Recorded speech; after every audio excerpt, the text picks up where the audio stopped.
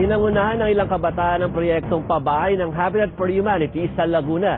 Imbis raw kasi na maglakwat sa ngayong weekend, nagtulong-tulong ang mga bata sa pagtatayo ng bahay para sa mga maralita. Target ng grupo na ilipat ang mga illegal settler mula sa kasalukuyang tirahan ito na nasa tabi nga ng estero sa mas maganda at ligtas na lugar. Umabot na sa 200 at ang naitayong bahay para sa Phase 1 ng proyektong ito. 800 naman ang na-renovate ng grupo at may 300 pa ang tinatayo para sa Phase 2. Titiyak naman itong si Ricardo Jacinto, CEO ng Habitat for Humanity, na ginagawa na rin nila ng paraan para magkaroon ng kabuhayan ang mga residenteng ililipat dito.